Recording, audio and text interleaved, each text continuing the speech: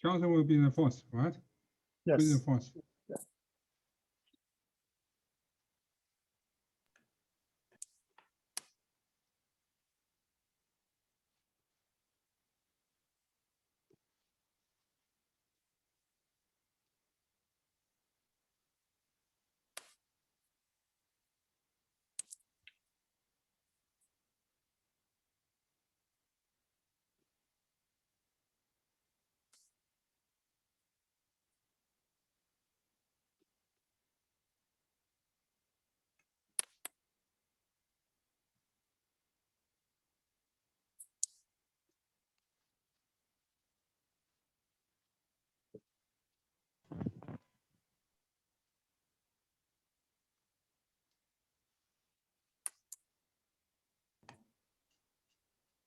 Toàn.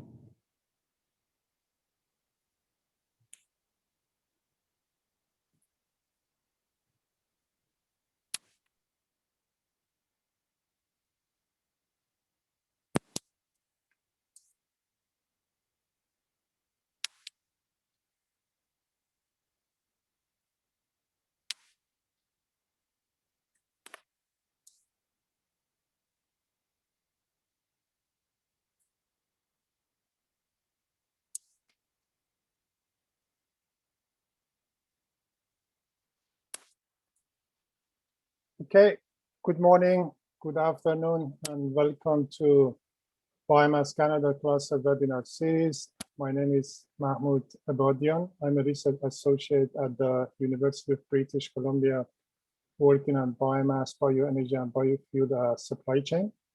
And today we have another webinar from Biomass Canada Cluster webinar series. As you probably know, we already had 5 seminars. In the past webinars, we covered different topics on agriculture biomass, including the production of purpose-grown crops such as miscanthus and willow and switchgrass. Also, we have a few presentations on pelletization, pre-treatment, and pre-processing of agriculture biomass. Today, we have another webinar. This one is going to be mainly using agriculture biomass for the production of bio-based products such as biochemicals and biomaterials. So we have two presenters. They are going to share the project, which is part of the Biomass Canada cluster. So just give you a quick background on Biomass Canada cluster. It's a cluster led by the Biofuel Canada network, and with the financial support from Agriculture and Agri-Food Canada's Agri-Science program, and also with the contribution from industry.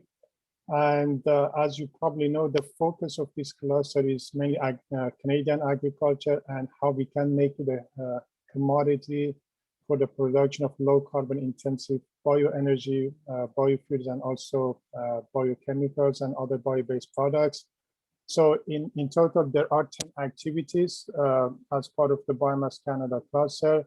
And as I mentioned before, the focus is on improving or developing technologies for producing, processing, and also distributing feedstock from agricultural biomass for different applications. As you probably know, we record all of the webinars. You can find the recording and presentation from the past webinars.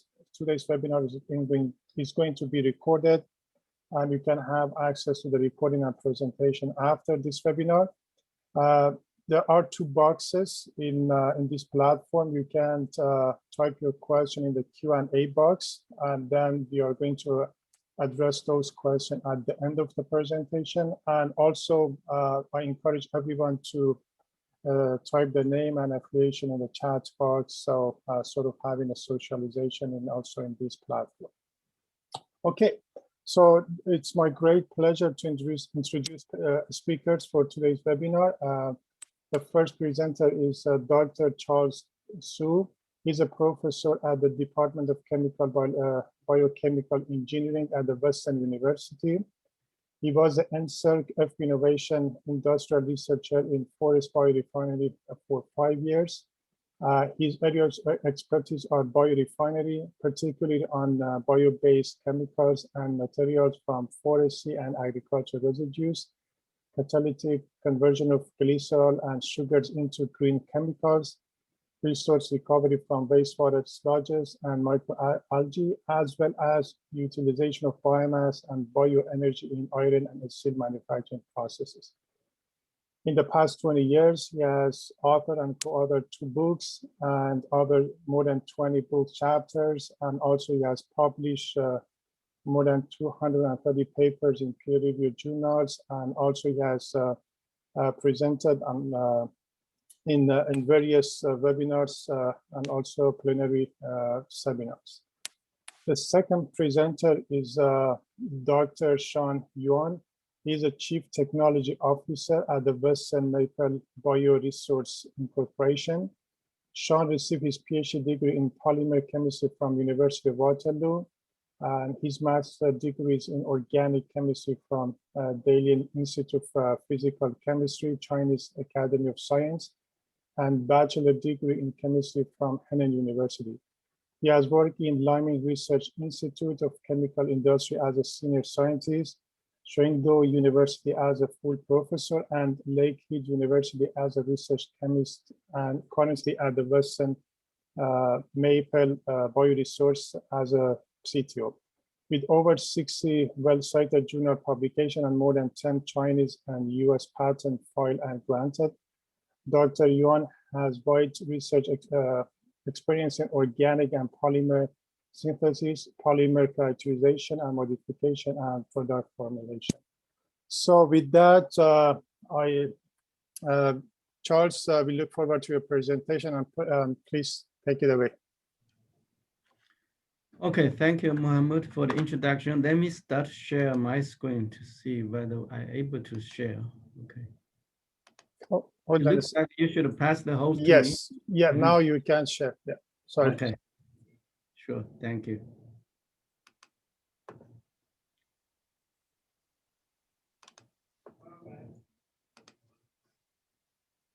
Can you see my screen now? Yes, yeah. Okay, good. Okay, everyone, colleagues, and some of the research collaborators in industry, graduate students. So it's my pleasure to present this webinar regarding the how to produce bio-based product from the agriculture and forestry waste resources. So here we follow the topic about activity in this Biomass Canada network is zero waste process for conversion of wet greenhouse waste and agroforestry residue into recyclable water, bioenergy, and high-value product. So to start, I want to thank the funding from Government of Canada under this agriculture partnership and the biomass cluster holder for BiofuelNet for the cluster holder. Particularly also, I want to appreciate the support from the industry partner, including Western Maple Bioresources Corporations, whose CTO, Dr. Sean Yuan, is going to present a part of our research later on, and the University of Western Ontario, and 2 farm locally, Mutual Farm and Animal-Owned Greenhouse Farm. So they are sponsor all the support for the project. And the objective of the project is to recycle valuable product from the residue, from waste materials. We know that in biomass from agricultural sector, particularly the greenhouse waste, crop residue, and forestry residue. So we are going to demonstrate that those materials can be converted to very high value product through the project, through the research activity here we are presenting. So the project team, including me as the PI, and we have a co-PI from the Agriculture and Agri-Food Canada. So Dr. Zicheng Yuan, unfortunately, he's not able to join because he has another commitment today. And the industry partner, and together we had a funding total about 1.2 million through the 5-year project. And the objectives are further lined here. So we have 2 objective from the academia side So we are going to develop some of the innovative zero waste technology to convert the waste to high value product, including bio-based hydroponic foam, bio-based formaldehyde-free wood adhesives, and bio-based super absorbent polymers. And another objective is carried out by the AFC. So they actually are co-PI. So he's going to demonstrate the application for those bio-based products in the greenhouse or in the agricultural sectors. For example, to investigate the biodegradability for those bio-based materials. So basically, we have two major objectives for this the activities. So overall picture about the activities. So our raw materials is a lignocellulosic feedstock from the from greenhouse waste, agriculture, and the forestry sectors. And we take this greenhouse waste, we do the conversion, hydrothermal liquefaction conversion to produce a bio-based oil. We use the bio-based oil to replace the polyol to make a bio-based hydroponic form. And then the bio-based hydroponic foam can be used as a growing media and back to the greenhouse. So, and then the greenhouse produce waste and then recycle back to as a foam. So this actually demonstrated the circular economy ideas. So I hope this can be a good example about the circular economy. And another technical approach is that we take the agriculture and the forestry residue, which is a lignocellulosic materials, and we do the fractionation through this project to separate the crude cellulose. And then the crude cellulose will be converted to a super absorbent polymer. And this super absorbent polymer can be used back to agriculture to use as a soil water retention purpose for some dry land, for some desert area. So we can plant, and also we can use this as a fertilizer slow release agent.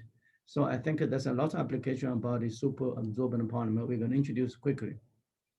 And then a lignin part, a lignin hemicellulose part, we are going to convert it to a bio-based formaldehyde-free wood adhesives to replace those formaldehyde-based adhesives to make a green product, a much healthy product uh, for the human beings, the living, for example, the furniture industry and then house building industry.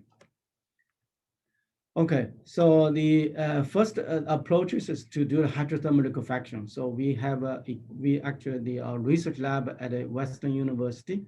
We equip the 16 liters batch reactor, and also we are building the 6 kilogram per hour continuous flow reactor to convert the greenhouse waste to a biopolyol. And recently, actually, Western Maple, our industry partner, they purchased a 50-liter, the larger reactor. This larger reactor will be used to processing the wood, the greenhouse waste in a larger scale, so in a small pilot scale. And the accomplishment we break them to several deliverables. So the first deliverable we accomplishment is already we demonstrate that the greenhouse waste or crop residue can be efficiently converted to biopolyol and to different scale, to a batch scale and to continuous scale, 1.5 kilogram per hour continuous scale. And also now we are doing the 50-liter, the larger scale for conversion of a crop residue and forage residue to polyol or to bio-based phenol. And the just a quick sum of the result quickly. So we do the conversion of the forage residue and the crop residue using a continuous flow reactor, and we obtain that about a 34%, 45% yield of biocrude oil. This biocrude oil shown here will be used as a bio-based polyol to producing those hydroponic foam. And this is the second deliverable. So we make the foam. We make a bio-based polyurethane-based hydroponic foam, and also we are working on a bio-based phenolic-based foam. So this is in progress, and then we produce the foam. Actually, if it's shown here, so we produce some reference foam, petroleum-based polyurethane foam, and the bio-based foam from greenhouse waste. And this is the foam for some of the close look about foam. So our foam actually compared to commercial foam has a little bit darker color, but for agriculture application, it's not a problem because for greenhouse application, it looks the same color as the soil. But this is not actual soil. This is the petroleum, and this is the bio-based foam from greenhouse waste, organic foam. So this high kind of absorb water can be used as a growing media. So this slide shows some property analysis. So this foam replacing to up to 90% of bio-based. So compared to commercial, so 0% bio-based. So the water absorbing property actually that's in a similar level. Particularly if you replace 20% of bio-based, actually the water absorption capacity actually almost doubled. So this demonstrates that this foam can be very good material for growing medias for greenhouse application. And the next step for this is we want to actually further optimize the process to make a foam more actually uniform, and then to further scale up this foam processing the process, and then performance of finishing some biodegradation tests, because biodegradation tests we already start, but it take a long time because if we need to cultivate this foam for some bacteria, so we need to wait until it can be degraded. So we want to test that. As a delivery three here, developer three here, so we want to make a bio-based adhesives. This adhesive not only bio-based but formaldehyde free. So we follow this technical rules. So we separate lignin and then hemicellulose, and we do functionalization using some patent based we actually we filed a patent for this. So how to functionalize the lignin and hemicellulose to make adhesives. And then this adhesive will be used to replace the formaldehyde-based adhesive to make a wood panel, or make a plywood, or make a fiber, or make a particle board like here. So those are products from us. So I have a quick, I'm not sure if it's shown here. So this is show the how we make the adhesives, and then make to make a homogeneous adhesives. So and then this the homogeneous adhesive will be applied to the wood for as a wood adhesives. And then we do the mechanical testing. So here the mechanical testing, we use a universal testing machine to test the wood, and then the result shown here. So this is show the several new adhesive developed by us. So the bio based and water soluble bio based, and then a mixture of bio and water soluble bio based. I think more detail will be covered by Sean, Dr. Yuan's presentation. But here just give you a quick idea. So our adhesives actually can achieve wood failure almost 100%.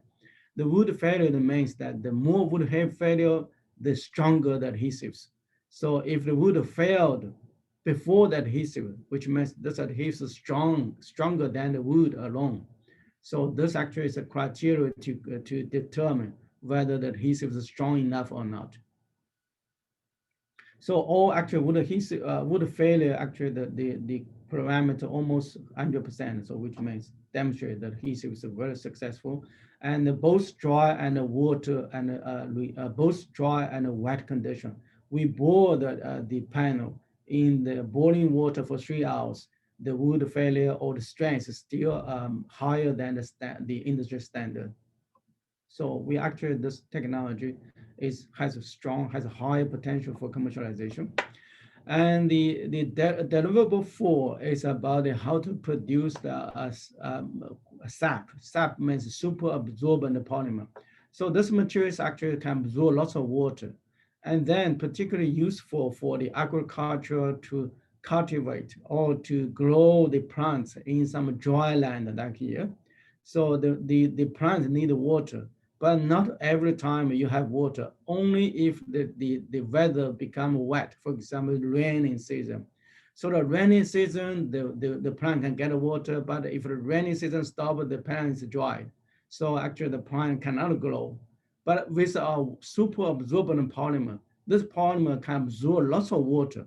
So can absorb water and then can slowly release the water to sustain the plant growth. So this is the materials. used very quite widely in the agriculture sector, particularly for the dry area. They use the super absorbent polymer. And the super absorbent polymer also used for the for living. For example, the baby they need a diaper, and the hygiene product. So they actually there are lots of applications, but I demonstrated here as one application as agriculture application as soil water retention. So here's just a quick approaches. So we separate the cellulose, and then we modify cellulose by functionalization, and then we expand this, modify the cellulose to make a 3D network, and then this network can absorb lots of water, can hold water. So this is how we make it the technical route. So after the functionalization, actually we already show that in the this some characterization, not the full characterization, already showed some function group already here. And then we need to demonstrate how much water it can absorb. So this is picture show that all this small dot here, white dot is original sample, and then after absorb 200 times of water, this material is expanded to this large dimension, large size. But this large size is solid, still solid, not liquid. It's like a gel-like, okay? So this gel can release water gradually when the temperature, when the weather is dry. So this can be used for agriculture application. And we also demonstrate that the crude cellulose from crop residue or from forage residue can be converted to this super absorbent polymer, can absorb more than 100 times of water in this picture shown here, the sample. And normally we can compare how much water absorption capacity for different materials. For filter paper, we have the water absorption capacity 1.8 times. For the tissue, 4 times. For some cotton, 20 times.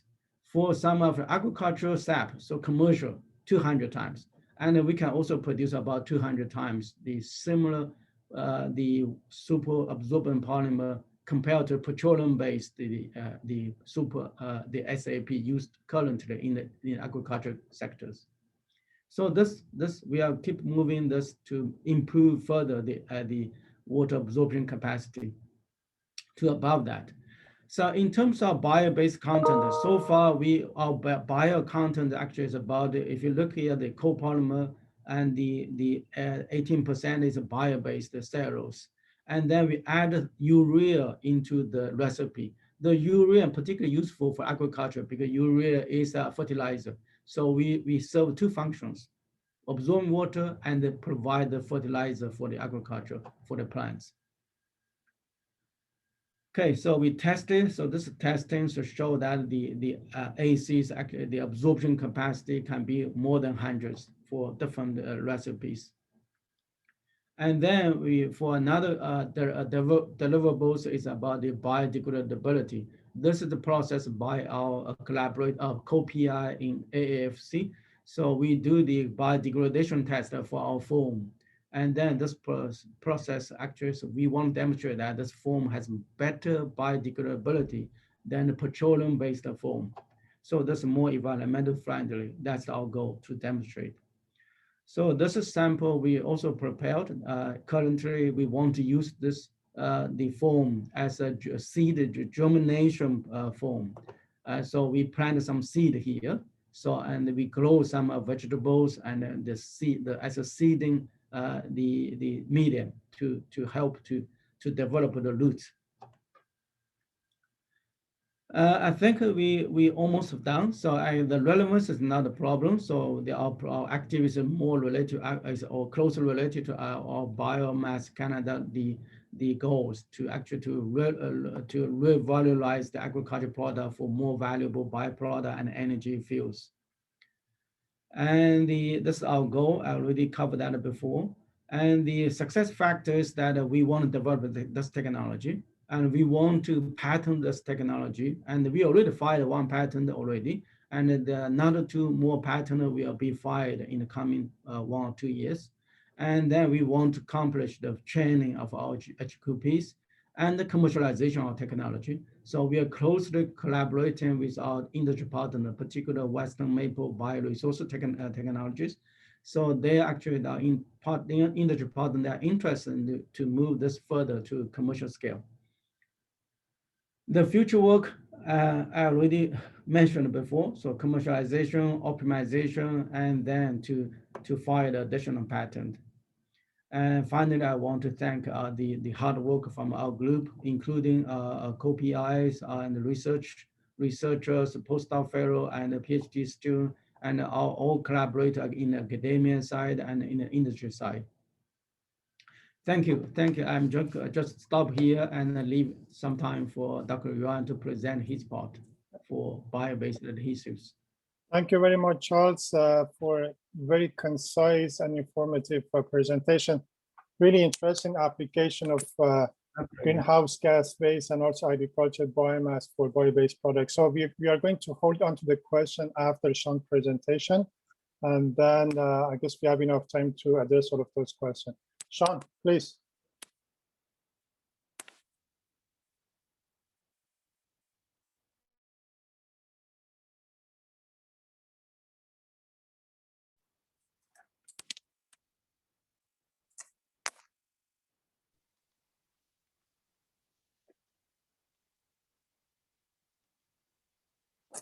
Can you see me? Yes. So, good day, everybody.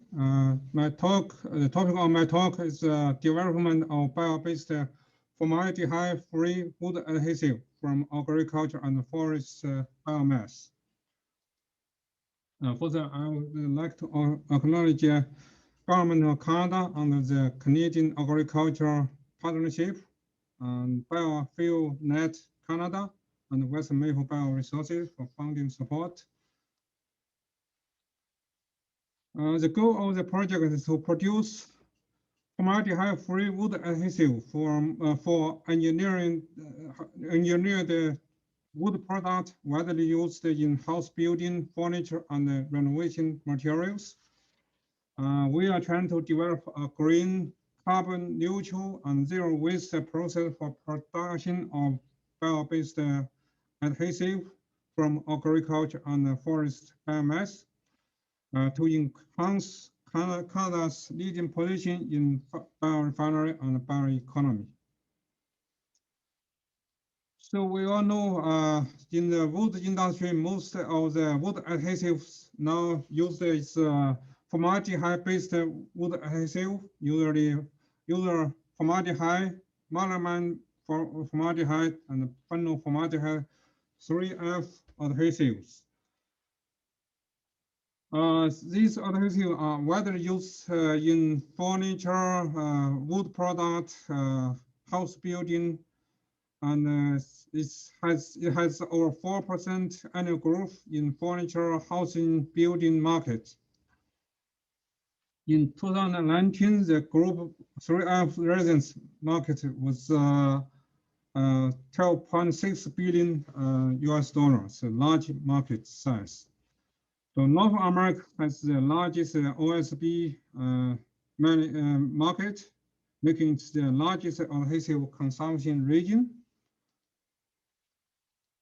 The formaldehyde-based wood adhesive has a major drawback is that it slowly releases formaldehyde in the whole process of the lifetime. So because the formaldehyde is a carcinogenic product, chemicals, the industries and the house building industry, wood manufacturing industry want to eliminate these products as formaldehyde-based wood adhesive. So now there are a lot of commercial formaldehyde-free wood adhesive like starch protein-based wood adhesive. But the major drawbacks for this adhesive is low water resistance and short shelf life. Another type of formaldehyde-free wood adhesive is ethoxylate-based wood adhesive. It has fast curing and excellent dry and wet strength, but it's very expensive, more than 3 times even higher than the formaldehyde-based wood adhesive. So this project to develop wood adhesive based on lignin and hemicellulose to uh, to develop a low-cost, fast-curing, long-shelf-life wood adhesive with high bond strength and high water resistance. Is a goal for this project. So the formaldehyde-based wood adhesive mainly is petrochemical products. It has high greenhouse gas emission, high air land pollution, and face source depletion because the source is not renewable. Now we are trying to build a bio-based adhesive, build a biorefinery. This refinery has no GHG emission, no pollution, and based agriculture and forest residue. It has abundant resources. You know, in Canada, the corn store with straw and forest residue is has immense excessive resources. So the approach for this process, first we grind the biomass, then we fractionate the biomass to two major components. One is bio-oil, another is cellulose.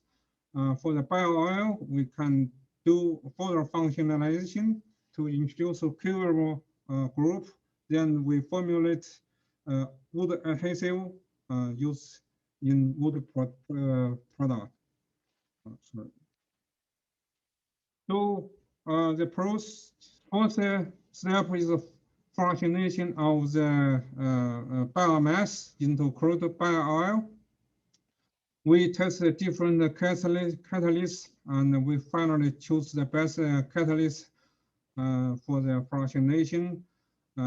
We test the amount of catalyst. We found that 1% catalyst give very good result.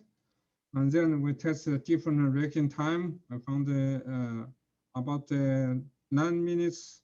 We produce very good high yield with high lignin recovery. And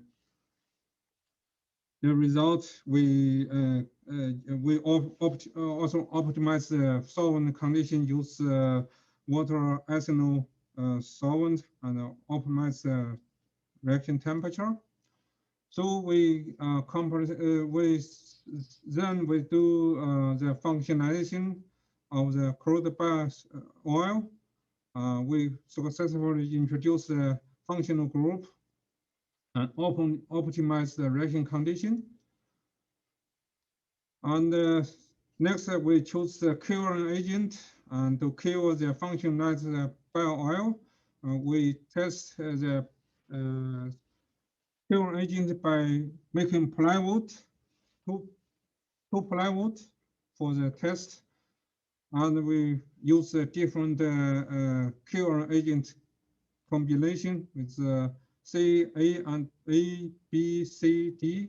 We found C, D has a very good performance to give high strength.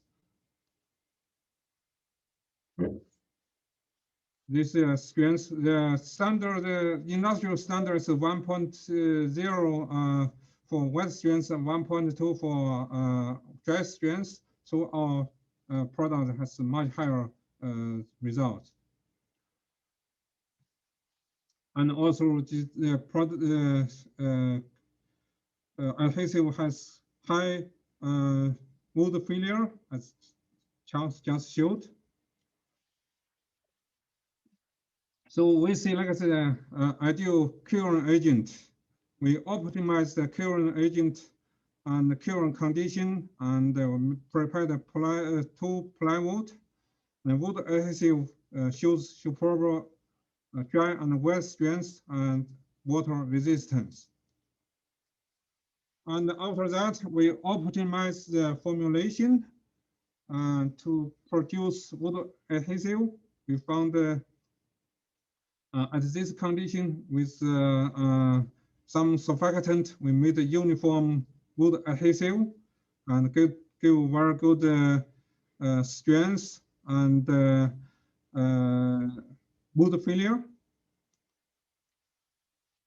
So the relevance of this project to the industry is that the formaldehyde-free wood adhesive could potentially resolve the long-lasting problem of toxic formaldehyde emission in wood processing industry. And the successful development of wood adhesive could provide an application of agriculture and forest biomass residue. A new emerging sustainable biorefinery industry may be established through this project. The critical success factors first, of course, for most chemical products, the scale up is always a challenge because the mass transfer, heat transfer, and the control of operation condition. And second, critical factor is investment, because for the new products, we always need a lot of investment to commercialize the product. Third is the market development. We need to do a lot of demonstration success to use different products. So Canada has strong agriculture and forest sectors, producing immense amount of biomass residue. Production of value-added products from agriculture and forest will not only bring about environmental benefits, but also create additional revenue stream and new jobs. So for the future work of these projects, first, we need to protect our IP. We already authorized US and PCT, Canadian patents. We need to validate the property of the adhesive. We already sent a sample to LP Innovation Lab in Quebec to do a comprehensive test for plywood and particle board. We need to scale up the process to produce large scale products for industrial test. So we already purchased the 50-liter reactor system. We expect to finish the pilot scale test in 6 months. For the application test, we need to send out our adhesive for OSB production. We already made a connection with Nobody for collaboration. They showed a great interest. We'll actively seek collaboration with end user for commercialization of the process and the product. So in summary, a new type of bio-based formaldehyde-free wood adhesive has been developed. The new developed wood adhesive have high strength, high water resistance, and low cost. Is highly promising for commercialization. The new wood adhesive could potentially replace toxic formaldehyde-based resin in wood panel manufacturing. Commercialization of the technology and the product is ongoing by collaboration with existing wood adhesive manufacturer and the user and the investor. Thank you for your attention. Okay, thank you very much, Sean, for a great presentation. Again, very interesting and promising technologies to produce high-value product from forest, agriculture, and also greenhouse waste. And I see that we already have a couple of questions, and I'm sure that by the end of the webinar, we are going to get even more questions because, again, very interesting research that Charles and Sean you are doing. So let's start with get Shahab, Dr. Shahab Johansen from UBC. He has actually a couple of questions for you. The first question he's asking, greenhouse waste is at the end of the growing when the plants are pulled from soil. How do you prepare the material for processing into bio-based products? Let me answer that. Yeah, Shahab, yeah, thank you for your question. Basically, actually, we working together with greenhouse industry. They provide us greenhouse waste in different season. For example, cucumber season, they provide cucumber waste. For tomato season, they provide a different season. So we process that using all the liquefaction or fractionation process, particularly for greenhouse waste, we do the liquefaction only because there are many the cellulosic materials. And we liquefy that, and then we store the oil. This for future commercialization scenario. So we can store the oil while we process the greenhouse waste as soon as possible because we do not need to, actually we cannot store the greenhouse waste because they are wet and they can capture some of the germs actually, so probably do not won't wait. So process the greenhouse waste as soon as it's produced. Then we store the oil because the oil has the shelf life. For we already tested in some oil in the lab. So some oil we produced 1 year ago was still useful. So the oil can be stored nicely in the lab in indoor conditions. So that's how we solve the storage problem. And whenever we do not have the greenhouse waste, actually we can use crop residue or can use a forestry residue. So our feedstock is not limited to greenhouse waste. So we can make the process continuous in a year-round continuous operation, not limited by the resources. Okay, just a follow-up question, Charles. Do you do the grinding? Like, do you grind the like greenhouse gas waste before feeding into the reactor? Yeah. Okay. So we actually in this project we purchase a grinder and we grind them to the slurry. So we make a slurry, and we do not need to dry the greenhouse waste because waste has high water content. Normally, have the water content higher than 50%. So we take greenhouse waste or crop residue directly. We grind them in a wet condition, and then we make a slurry. We directly feed the slurry to the reactor, and we get the separation of the biopolyol out of the product. So this can save lots of energy input for drying. Okay, great, thank you. Yeah. The second question from Shahab, how do you store and handle sap? The SAP materials, actually, we produce SAP in a lab scale. So we do not actually have the storage problem, but SAP materials are dry materials. So we actually use powder, gel, gel materials. So this can be storage in the in-house condition and without any issue. Okay, great. And the next question is from Maria Velish. She's saying that very interesting progress has been made on the development of variety of products. Can you elaborate on the material balance? For example, for the foam product, how much foam could you produce from 1 ton of, for example, 1 ton of greenhouse waste? I think she's asking about the yield. Okay, sure. Yeah, Maria, thank you for your good comment. Yeah, yes, this project, the original target is to produce bio-based foam and also other products. So other products including adhesives and the super absorbent polymer from greenhouse waste and from crop residue. So take the greenhouse waste as example, 1 ton, 1 wet ton, including 50% of water. So this 1 wet ton, the in terms of dry materials is half ton only, dry materials. And then our yield is about 40% yield of a biopolyol. So this 40% half ton, so we can add 1 wet ton materials, we can produce 200 kilograms of the biopolyol. And this biopolyol can produce 400 kilograms of foam.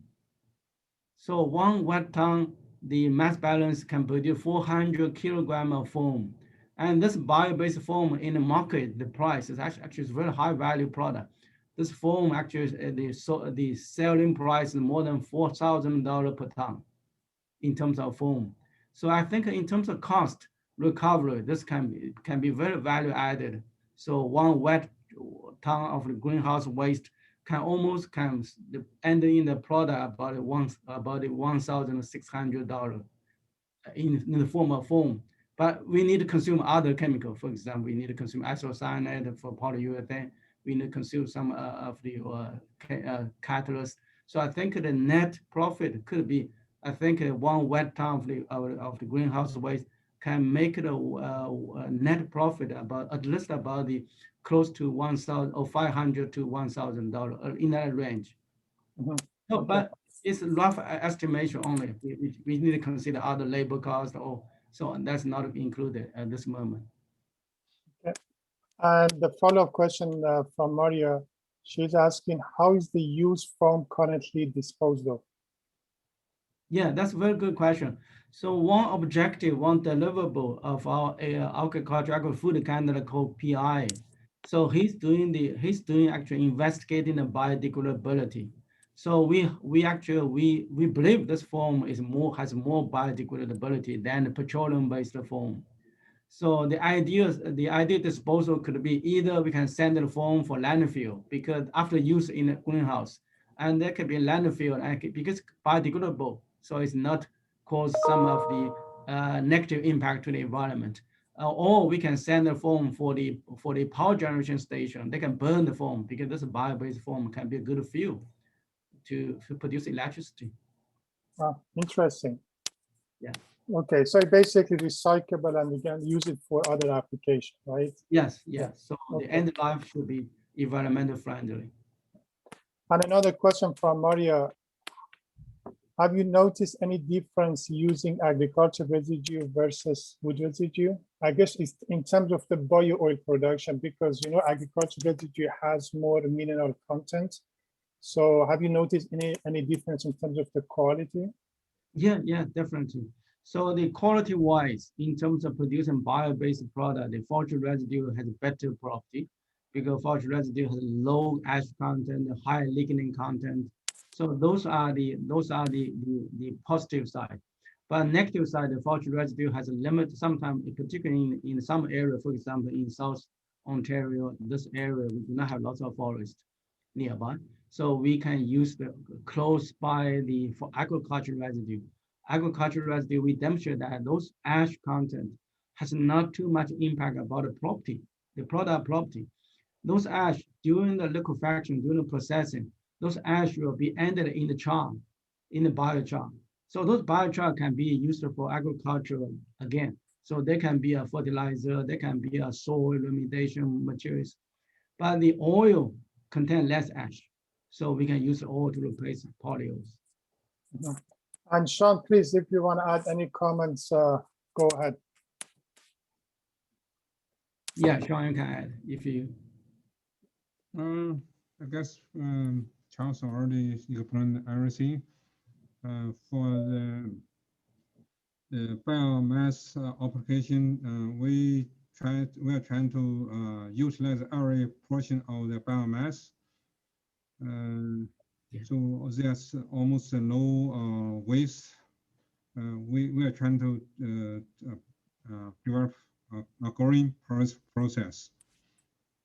So target zero waste. Yeah, zero waste. No waste and no any solid or gas or any liquid waste.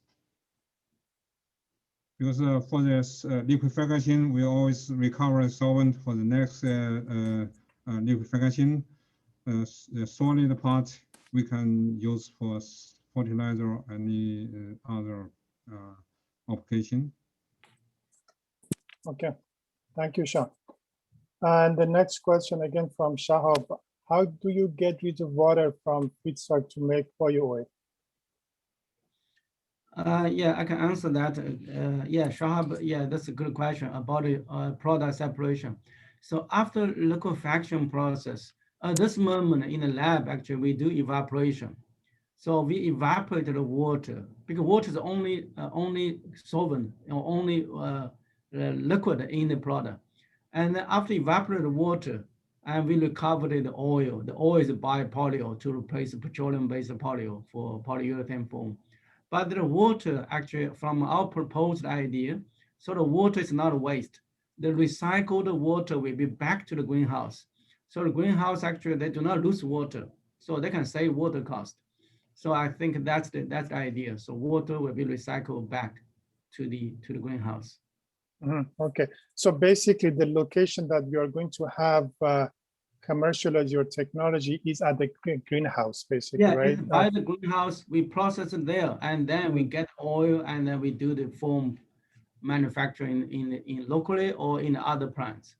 Okay, great. And the next question from Charles Lalonde, he's asking, how much rock wool would you be replacing in greenhouses? How much? Can you Rock, repeat? rock wool. Dark wool. Okay. Oh, okay. Dark. Yes. Yeah. That's actually the because now the rock wool is now used more. Actually, it's commonly in the greenhouse as a growing media. But the rock wool is a minerals, so it's hard to dispose sometimes. And also in terms of cost, we want to reuse the greenhouse waste to make a foam, a bio-based foam with good biodegradability. So this is actually this the replacement actually if you used in terms of weight, the local wood material is denser, is heavier than our bio-based foam. Our bio-based foam is very lighter materials, so can save lots of the in terms of weight, we can volume, we can save lots of the rock wood-based foam in the wood in the agriculture or greenhouse industry. Okay. And I have a question from myself for you, Charles Yeah. and Sean. So in terms of the economies of a scale, I'm assuming that greenhouses, they do not produce like a lot of waste. So can you, like, how much flexibility you have in terms of the size of your technology to make it economically work? I'm talking about, can you like have it in a mobile like platform, or it has to be like a larger scale to make it work economically? Economically, the larger scale is our goal, but the greenhouse waste is not that large amount. It's also season. So it's seasonal, the production. So that's why we have good flexibility in terms of feedstock. We actually currently we do the co-processing. We process the greenhouse waste together with the crop residue. So it doesn't matter greenhouse waste how much amount, and we can take a crop residue. We can process them together, or we can produce crop residue only without the greenhouse waste. So this will give you lots of flexibility in terms of the feedstock availability and the scale. So the larger scale is our goal. And what size? I mean, can you give an estimation, like in terms of the size, like how much greenhouse gas waste process in a year? It depends on I think our commercial, I think Sean can add that to that. The company is investigating the commercialization scale is about the 4 or 5,000 ton of product per year. So the final product. So, but that's about the adhesives. But for this bio-based foam, I think we can go with a similar scale.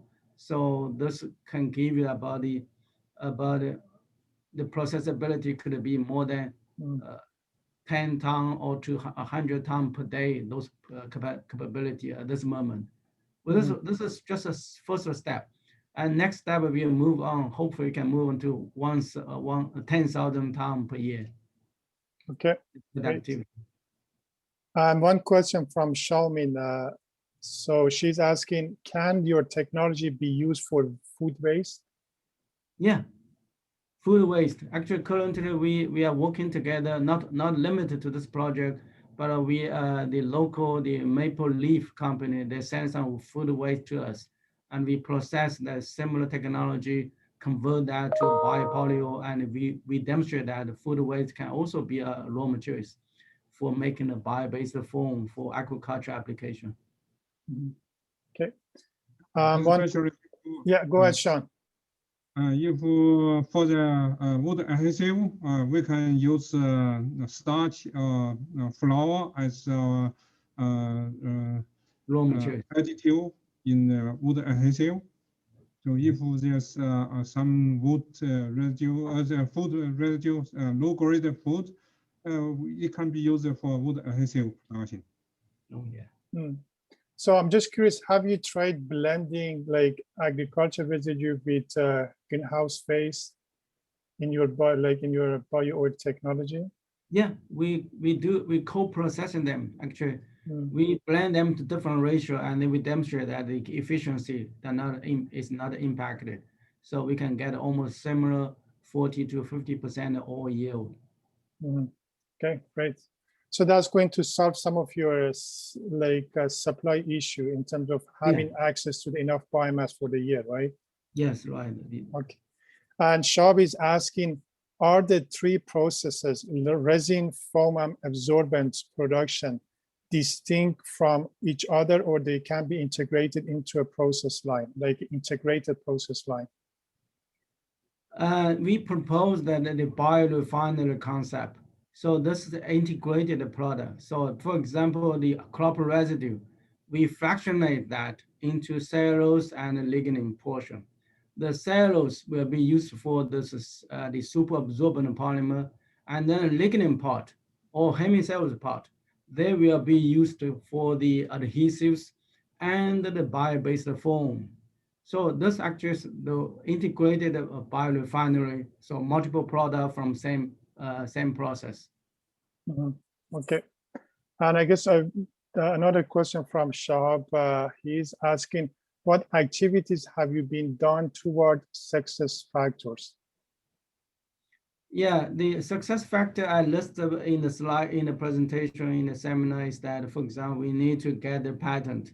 So this actually, we work together with the University of Western Ontario, the water discovery. So they put some funding to support our patent application. And we also work together with some end user. So some communication already, as like Sean mentioned, that we together, we approached some of panel industry, the no-board industry. Actually, we have several Zoom meetings in the past months to discuss the next step. The patent technology can be scaled up and then make the actual OSB adhesives for them to test in their process line. And the training as well. So we keep training the student and the postdoc fellow. So I think that's basically we want to do. Oh, great work. Yeah. And last question, again, then we can wrap up the webinar. So have you done any life cycle analysis? I guess at the end of the day, we want to show that we are reducing emission by displacing fossil fuel and petrochemical product. I'm just curious, are you doing or have you done any life cycle analysis on your products? No, this is a shame of us because we have never done the life cycle analysis before. But this is a good suggestion. So before the finishing the project, we want to do a life cycle and also do a techno economy analysis to determine how much profitable the process and then how much impact to environment. So the greenhouse emission will be evaluated at that moment. Okay, great. No, again, I want to thank you, Sean, and also Charles. Great presentation. Personally, I learned a lot about the different application for greenhouse gas waste and also food waste, agriculture, and forest biomass.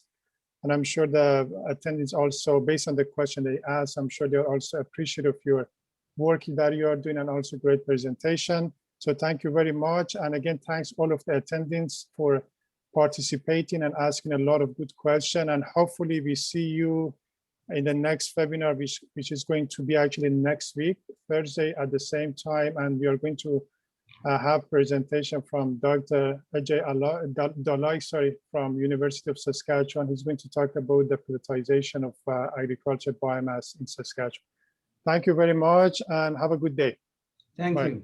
Bye. Okay, bye. See you next week.